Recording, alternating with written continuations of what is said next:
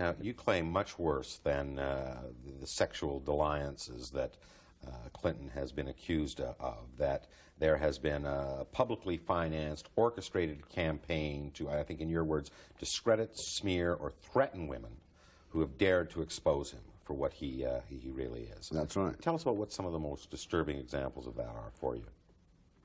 Well, I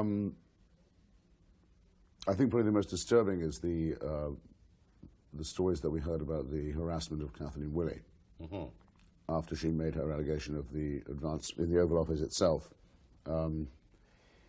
Various unpleasant things happened to her. Her car was done in. It seems one of her pets was killed, and while she was out jogging, she was approached by a stranger who knew about the pet and knew about the car, and also knew her children's names, and gave her effectively a warning. A frightener was hired by somebody. Now, there is a gentleman whose name perhaps I won't mention.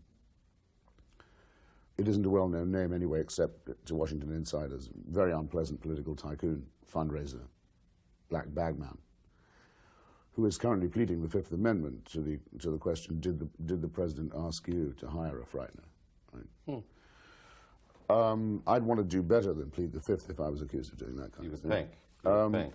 Dick Morris, who was for a while, as well as Clinton's main strategist and financier, or rather spender of the money, as well as that was for a while Clinton's only male friend, has since said that there was a department maintained by the Clintons, run by a woman called Betsy Wright, partly paid for with public funds, which hired private detectives to go and inquire into the past of inconvenient females, tell them what might happen to them if they were so indiscreet as to tell the truth about their relationship with the president. So we have innumerable women describing what that's been like for them. And then we had the very plain attempt, I thought, to obstruct justice by smearing Monica Lewinsky as a blackmailer and a stalker. Now, we know the president's the author of that story because his subordinate, Mr. Blumenthal, testified that to the grand jury.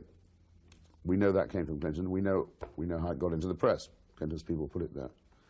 It wasn't just a smear and a defamation. It was a threat. It was telling her what would happen to her if she didn't stay perjured.